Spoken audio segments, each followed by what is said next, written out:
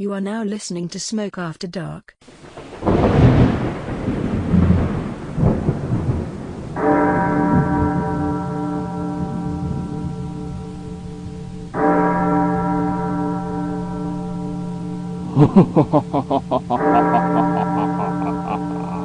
Ladies and gentlemen, welcome to Smoke After Dark.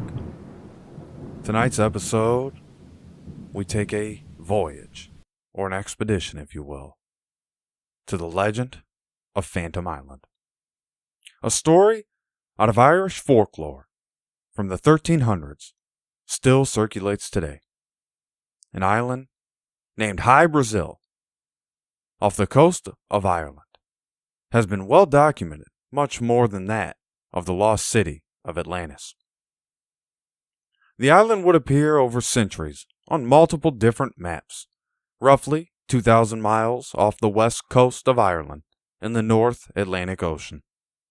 Starting with the first and original recording of High Brazil in 1325 by Genoese cartographer Angelino Dolcert.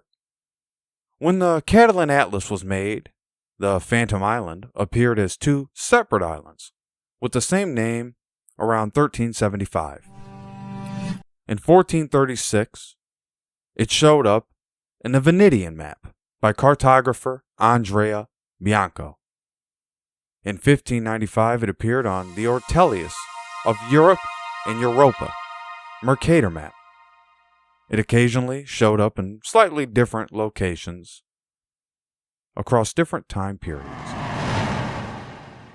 Why High Brazil?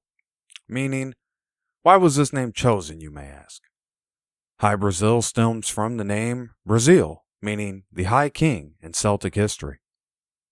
That is a very significant name to be tossed around lightly or unknowingly cast on something fictitious in nature. When the first reported expedition occurred, it was led by John Jay Jr. in 1480. On a charter from Bristol, England, John Jay Jr. set out for High Brazil, ultimately with no success. Two more charters were sent and both ended up with the same result. Or did they? Up until about 1497, this is 17 years later, the Phantom Island remained just that.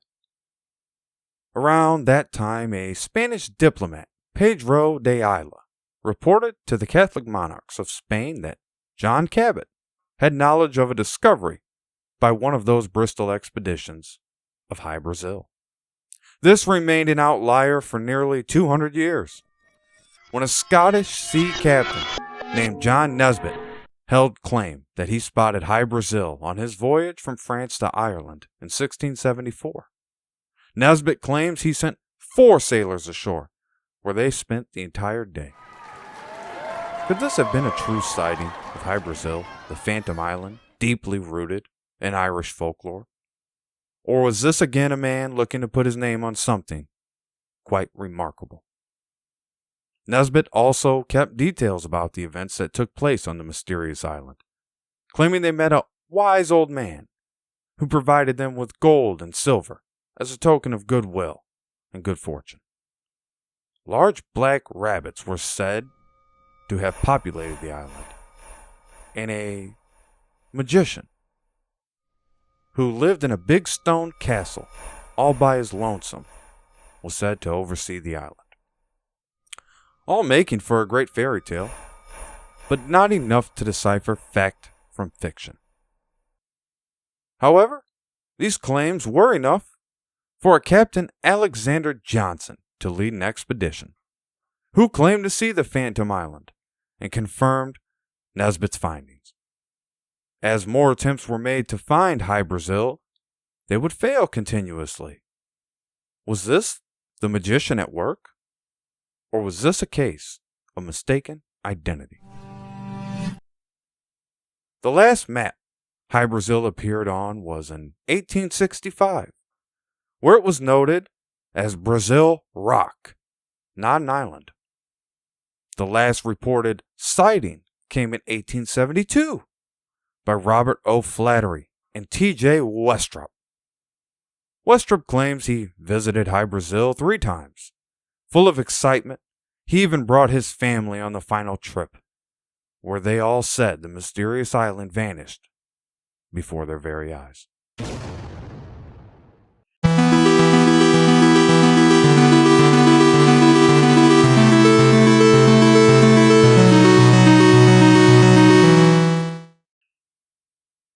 Many myths and legends have spawned because of these great voyages and bold men who dared find the impossible.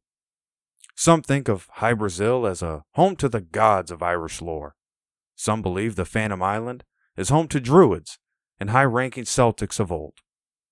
Others believe an advanced civilization lived here and held answers to the greatest questions of our universe. One peculiar story arose in the modern day about a UFO crash linked to Hy Brasil.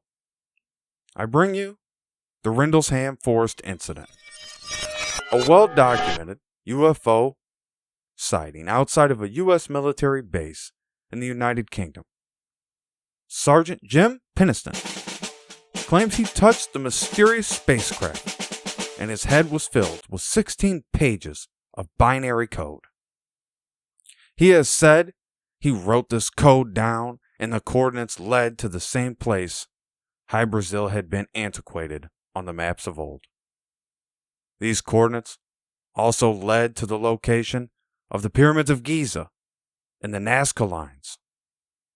The origin year was set for Hy Brasil as 8100. Was Hy Brasil washed away with rising tides and reduced to a pebble? Was this perhaps the work of the White Wizard of Scottish legend? Hy Brasil was said to only be seen one day every 7 years. Could all these voyagers have been so lucky to find the Phantom Island? Historians don't believe so. They assume this is a fable passed down from generation to generation. I'm interested in what you think. Thank you for tuning in to this week's program. Make sure to subscribe, comment, and share with your loved ones. Just like the hands of time, I'm turning it over to you. Good night, and God bless.